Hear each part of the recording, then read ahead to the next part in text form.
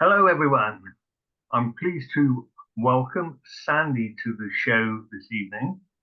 This is David Stanley speaking from the spiritual journey and also a Guardian 300. Yes, that's another issue in common law. So, Sandy, please tell us a little about yourself and the Republic and how it all started. So thank you for having me. You're actually my first international podcast since we've been unshadow banned for the most part to get our word out. I'm originally from Chicago. I'm a Polish-Lithuanian family. I went to college at University of Illinois. I went through ROTC, which is our Reserve Officer Training Corps, in order to get into the Air Force. So I was a U.S. Air Force pilot, test pilot, and instructor pilot for my 20-year career. I would have loved to have had a longer career, but unfortunately, I was injured by a vaccine. I will always put that in quotes because we know now that they're nothing but poison, all of them. Well, we shouldn't really talk about that sort of thing, should we? I'm sorry. Okay, well, that's something that's not allowed on your podcast. Okay, let's not get you banned, in other words, right? Yeah. I try Okay. to stay off. I try to stay off those subjects, but Well, now that I know that there's sensitive subjects on your podcast, I'll make sure that I code it if I need to say it. okay, So I yeah. was injured by one during my military career. Simply like that would be sufficient. Okay, this the No, the V. Oh, this. I gotcha. The jab, the poke. We've got a whole bunch of terms that we try to do the same thing here. So yeah, my 4-star general plans didn't work out because I could barely make it to 20 years with my health, and figured, okay, this is for some reason happening. So I retired and started looking at another career, and that ended up being a professor of physics at a college level. And so I thought, well, wouldn't it be great if I just taught at the Air Force Academy here in the United States? So I went back to school. I got my PhD in particle physics at Berkeley, and then I was hired at the Air Force Academy. I taught there for many years, several years, and everything was going great until COVID. And I won't go into any more details there because you'll probably get banned for what I'm about to say, but the requirements were illegal. And so I was not like actively fighting against them, but I'm telling my supervisors, you're breaking the law. okay. Long story short, I ended up getting fired for standing up. And that was September of 2022. So I entered into a lawsuit at that point against the Air Force for illegal firing and whistleblower retaliation. Well, that led me to the Republic, which is probably the next part of the story. Okay, this is the best part. So October of 2021 was when I received a phone call. It was a mutual friend had connected us, and he just dropped what I call zingers on me every single sentence. And I am a very fast typist, and I'm just trying to type everything that he's telling me because I can't believe what he's telling me. But of course, I'm a pure scientist, so I go and I research everything that I'm told. So that's what I ended up doing. And he's telling me about this thing called the Republic, and that it's the original republic that the American founding fathers gave of the Americans and said, here's your Declaration of Independence, here's your Constitution, here's your government. Well, we lost that government back in about 1861 is a kind of when it was starting to happen. Some people argue even earlier. The banksters, we call them, the bank individuals. Those beautiful gentlemen in banks. And they were working with the bar attorneys who, we're finding out that they're actually registered in Britain, the British Accreditation Registry, and are following orders from another country. Not all of them. Some of them just think that they're attorneys, helping people. Yeah. So the combination of that, and then with the Civil War, the states leaving the Union and Lincoln trying to just keep everything together, started to create what he calls an executive government, which is more corporation than republic. He essentially, well, there's a famous phrase. It says, we lost the republic, but he kept the Union. So we fought the Civil War, not exactly the best thing or good thing, but we got the country back together again. But of course, Lincoln was killed shortly after that Civil War. And so his vice president, Johnson, became president. And Just a little point. Do you think he was killed or was he murdered? well, he was trying to raise money for the country after the Civil War because he had to pay all the debts, right? And because when you conquer someone, you kind of incur their debts. So the South, all of their debts and all of their loans that they took out in order to fight the war now became the United States debts. And so there was a whole big to do about how do we get this money? Where does this money come from? So he started something called a greenback, and that was a gold-backed currency. Well, they had gone back to a central bank and were trying to do this fiat fake debt currency like we've got now. And so, of course, the banksters and the bar attorneys couldn't have that happen, and the Jesuits and all the others that were involved in murdering him. But he was assassinated for sure because he wasn't following along anymore. He was actually trying to help the country. Oh, but that's what the president's supposed to do. Anyway, so once they got rid of him, then a lot of the policies that he had to institute because of the Civil War, they kept going. And then there was something called the Organic Act of 1871. We don't think it was actually passed by the Congress. Well, by this time, Congress is actually not a republic Congress. It's now a more corporate Congress. So then where do you draw the line? Where did we lose the country? It was all in this time frame. But I can tell you that all right, so let's hold on to that thought because I don't want to get too far ahead of the story. So patriots, just like me, you, and others, found out what had happened. They knew that this so-called government wasn't really a government. It was pretending to be a government. And so they started to do research, digging into the actual archives and looking at the original documents, reading the diaries and the journals and the newspaper articles, the federal papers, or I'm sorry, not federal papers. What is that called? I'm sorry, I can't remember the name of the word, but it's the papers that the founding fathers were writing in the newspapers under pen names in order to educate the people about what this republic was all about and to get them, behind it. So I guess federal papers. Now I'm having a hard time. So all of those things, and they realized that that republic that we were given by our founding fathers was not deleted or destroyed. It was merely abandoned. And so what Lincoln had done is he essentially had taken all of the seats. So imagine like a chair for every senator and every congressman, the president, vice president, and he had moved all of that over into this executive government, he called it, which was really the start of the corporation. And then they stayed there. And so this republic over here, all these seats were just empty. And so the patriots figured out that's what had happened. And all they needed to do was to reseat. And that's what they did. So that first they started to appoint people. They said, well, we need a document that we can fall back upon that would help us to know what kind of guidelines to use. Well, we have something called the Northwest Ordinance, which was, I believe, 1787. I'm getting my dates wrong now, perhaps, but it was just before the Constitution was ratified. And in that document, it describes what happens to the area northwest of the original colonies. So your Maine to Georgia, kind of, right along the East Coast. And then northwest of there is Ohio and Indiana and Michigan and those. And so those weren't states yet. Those were just territories.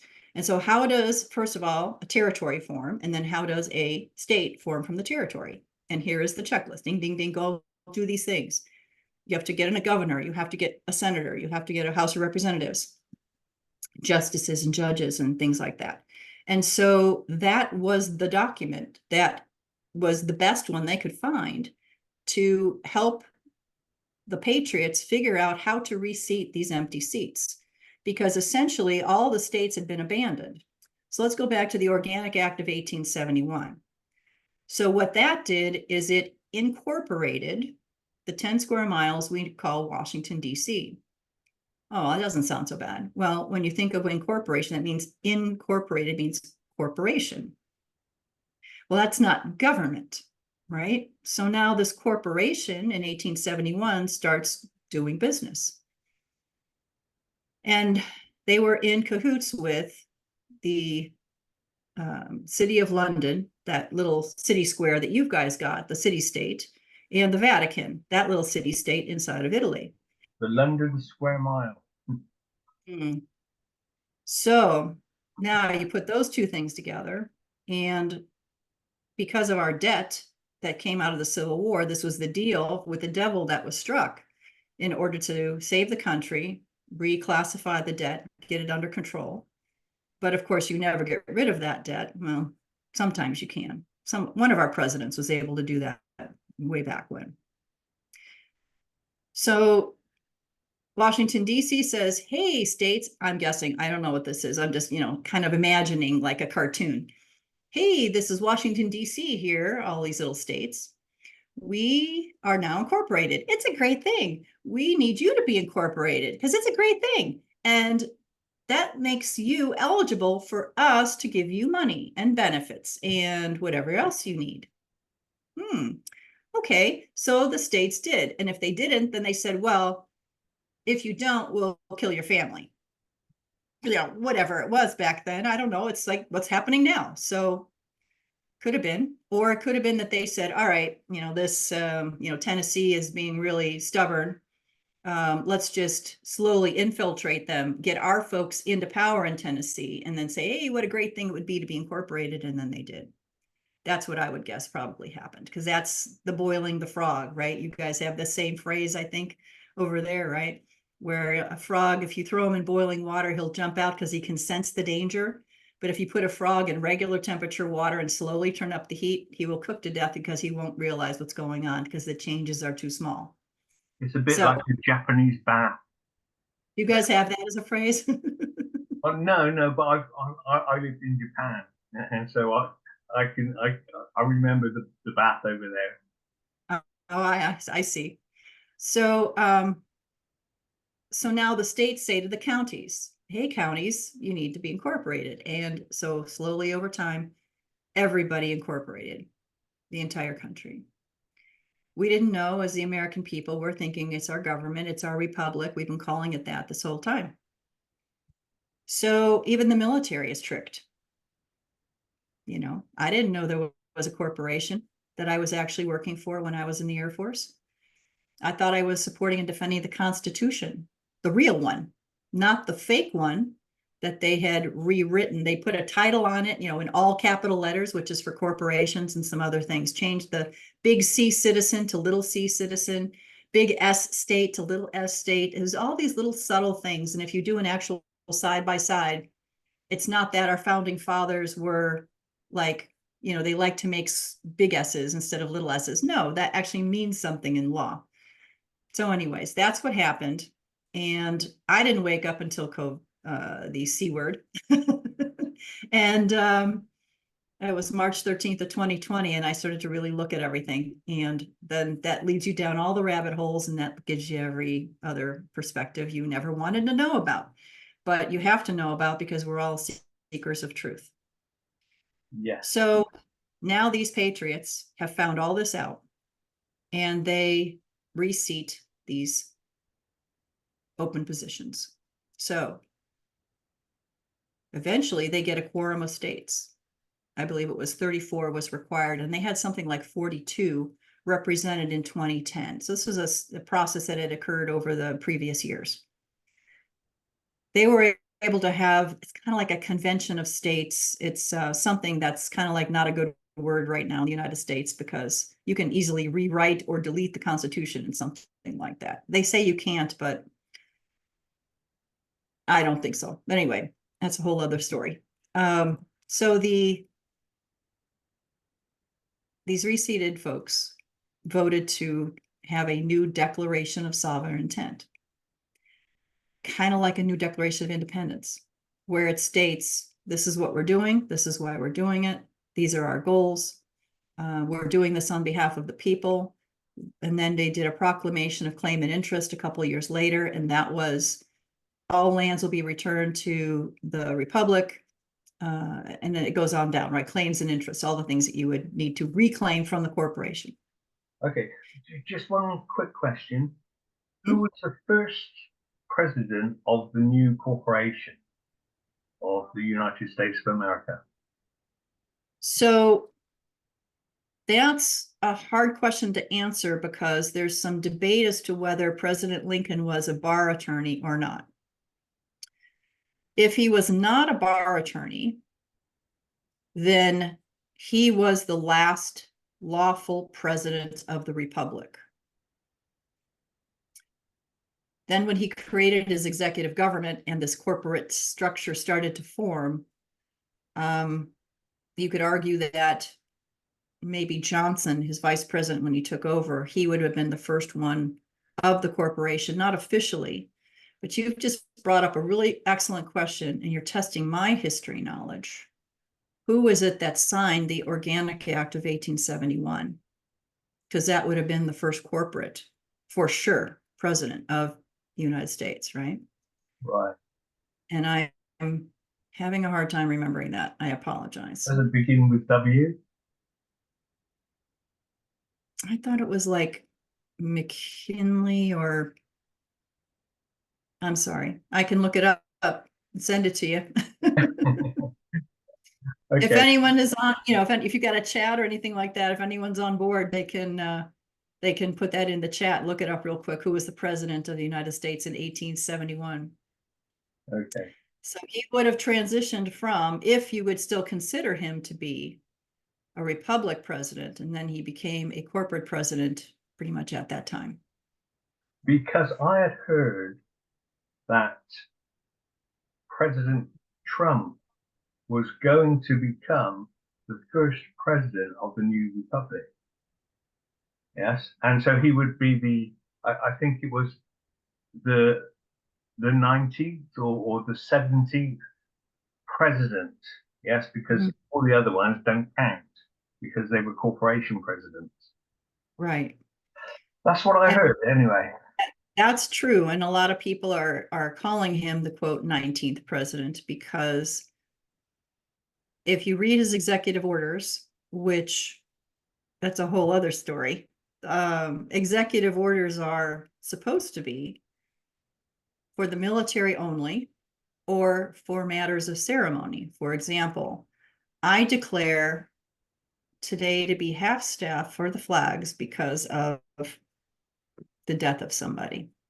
That Yeah. would be a valid executive order, not you have to take the jibby jab in order to keep your job. Yeah. Well, Can't do that.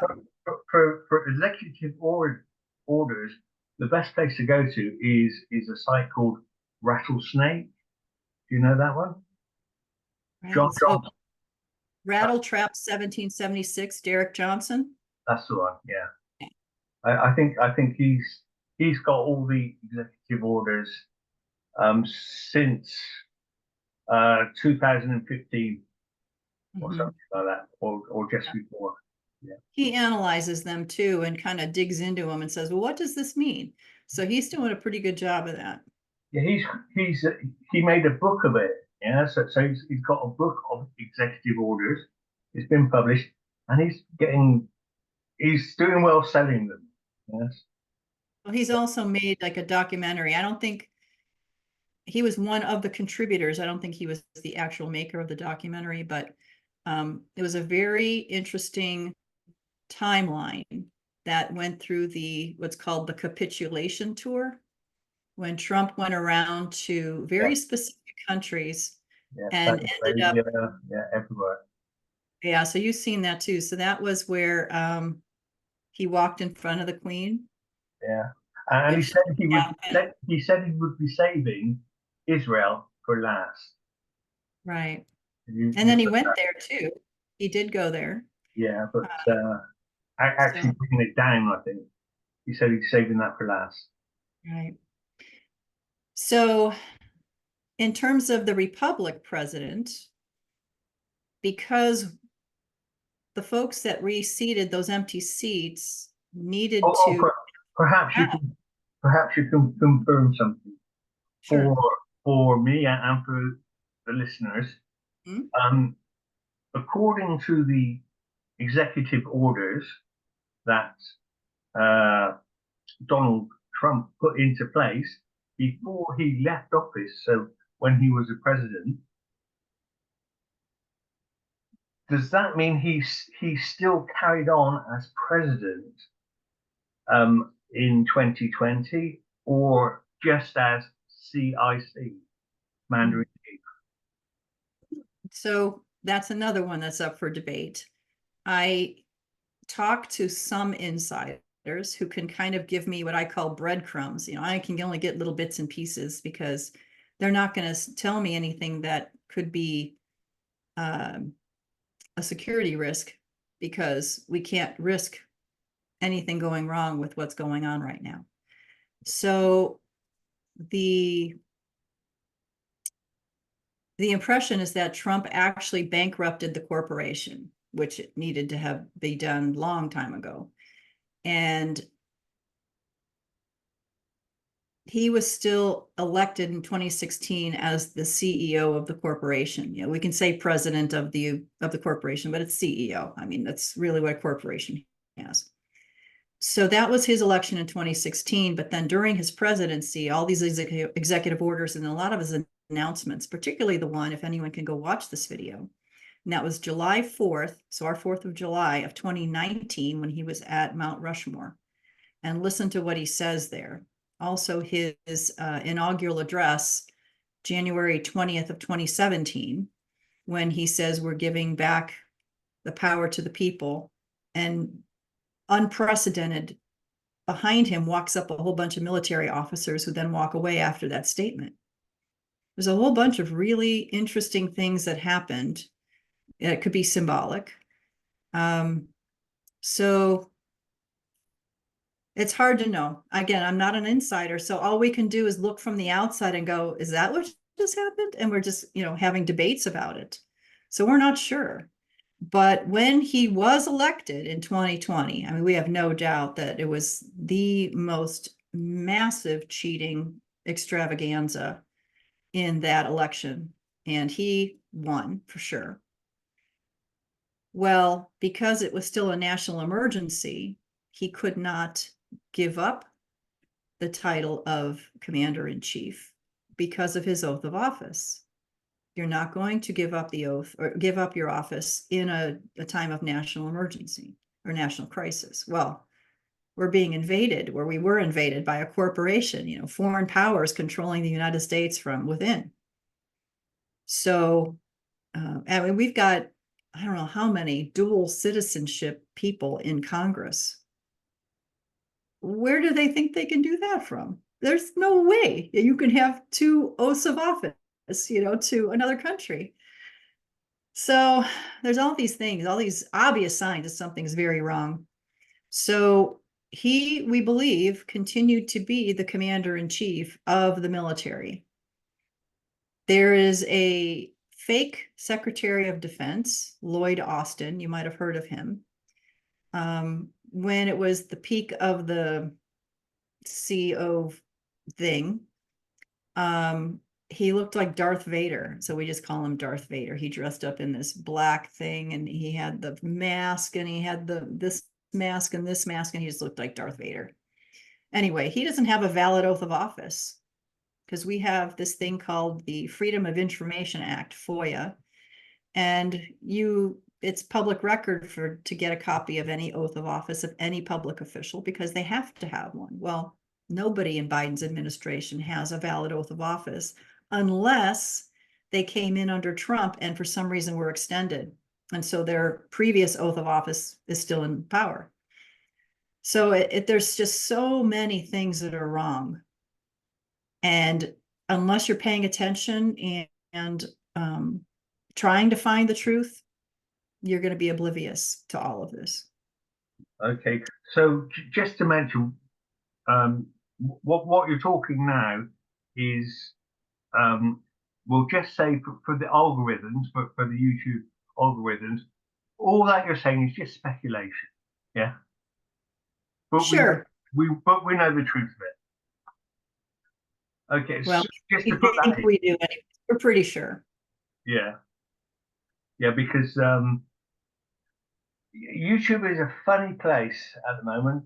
Um, yeah, the world is a funny place. You Well, don't it's know like who to trust or what to trust. There are many people that are saying that everything that was happened to Trump on Saturday at Butler, Mhm. it was just a movie scene. It was all fake. Yes, there were a lot of Well, people saying that. there were real pieces of metal flying through the air.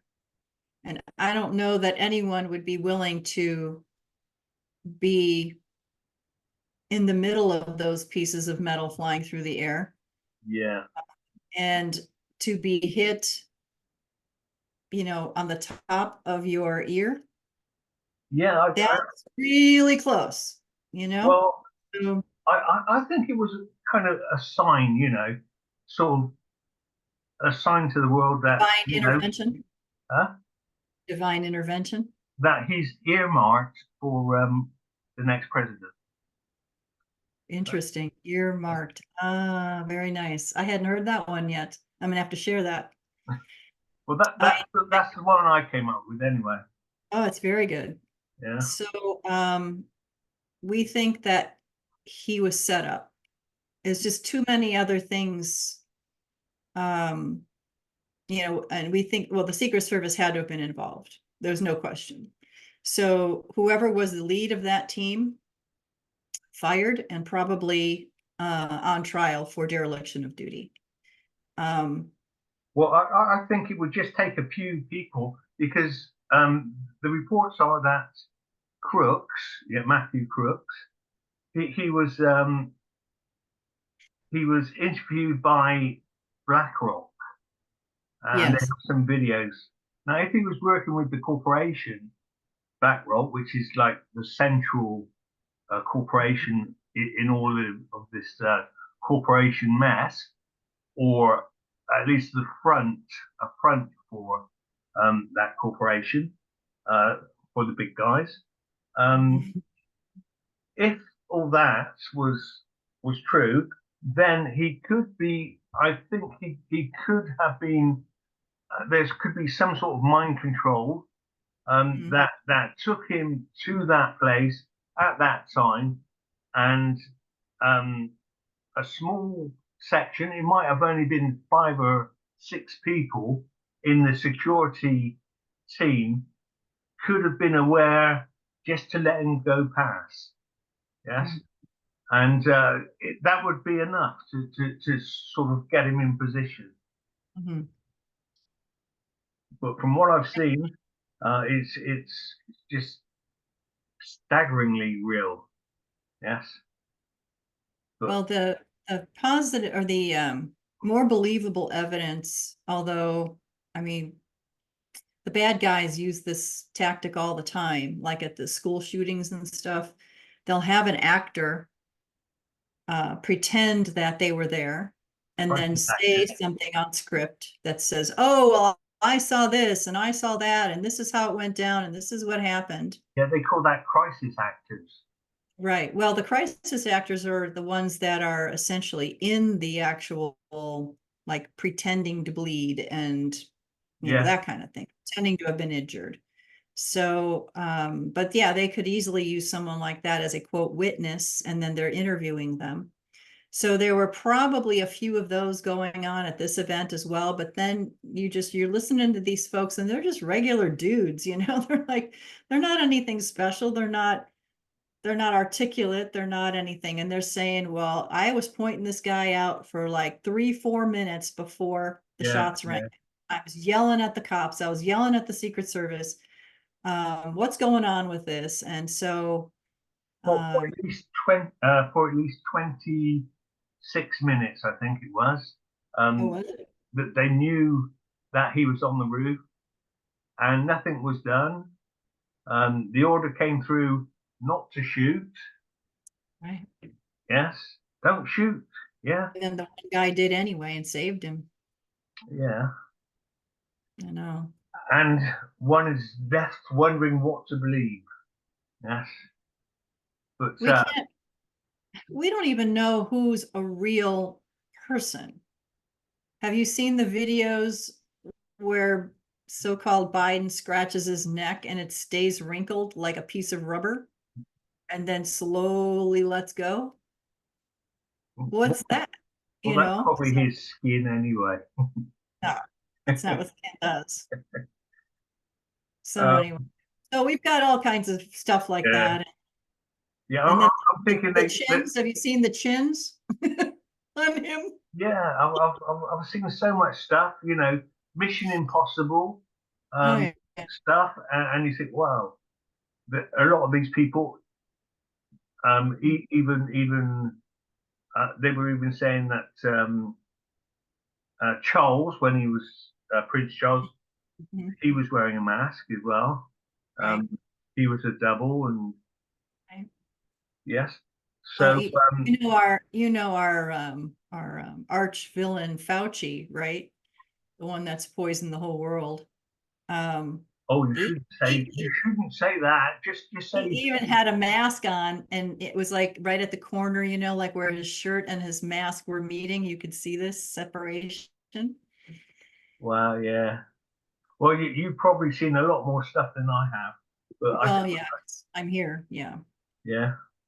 I mean, if you'd have stayed in the military, I'd be speaking to a four-star general now. Yes. I would have been retired. Well, I probably would have been retired. It would have been just recently, I think. Usually most 4 stars are like 50s, I think. I'm guessing. I don't know. I would have to look up their biographies, honestly. Really? Yeah. Okay. Everything happens for a reason. God led me to the Republic. God led me to, and then I knew about the Republic, and then I was, watching their podcasts or whatever and following them. But it wasn't until about a year later when I was getting random people coming into my life that were associated with the Republic. They started talking about, patriot this and that, and then they started using words that were Republic words, and I went, "Are you in the Republic?" And they go, "Well, yes, I am." I'm like, "Oh." So as I'm getting fired, I'm asking God, what do you want me to do next? And then I get this, these people coming into my life, all from the Republic. I go, okay, I got it. I'm supposed to get involved. And so that's So, where I've been ever since. just one moment. Someone's on the door. Oh, Yeah, yeah, I'm busy. Okay. Sorry about that. Now we will get cut off in 5 minutes or something, okay. and so I'll send you another link, and we can continue if we need to be. But don't worry Okay. about anything. Just keep going until it gets cut off. Yes. Okay. So So you were asking about the presidents, and one of the things that, of course, the Republic had to do was to have its own. And so the first one was appointed, that was James Timothy Turner. And then when the Republic had an enormous following, 22 million or more people were in some way involved with the Republic. Obama sent in his 3-letter agencies, arrested James Timothy Turner on no charges. And then when they put him through the trial and he proved himself, he didn't have an attorney because he doesn't believe in it. He doesn't need it. He knows everything. He proved that he didn't do any of the things that they, finally ended up accusing him of. And then at the end, the judge says, "You're guilty." And he goes, "Of what?" And he goes, "Of the potential to commit a future crime." yeah, guilty of not being corrupt. So now what is this? There's a movie with Tom Cruise where they scan your eyeballs. Oh, I forget now. Sorry, everybody else knows that they're all yelling at the screen. It's this, it's the name of this. Anyways, it was a movie where there's like some sort of supercomputer, AI probably, and they're computing someone's future activities. And so then they can bring you in as a criminal because this machine told them that you might commit this future crime. Well, then they made up stuff. Then they said, well, tax evasion, and you created some sort of false documents or whatever. And that's what ended up becoming the official record. And oh, by the way, none of his testimony made it into the court. But anyway, so after he was arrested, then of course the Republic needed to have another president. And so they actually elected James Buchanan Geiger, and he's been holding that position ever since. That was in the 2013 timeframe. Because we don't have a quorum in states anymore, because everyone's scattered to the winds as soon as this infiltration and arrests and everything started to happen. So he's been president for 11 years. Yeah, well, I mean, if you think about it, the Republic has been under attack this whole time. So under his oath, he can't leave office under a national emergency. Right. So if Trump wants to abandon the corporation, would the Republic take him on as president of the Republic, or would he simply just pass over the man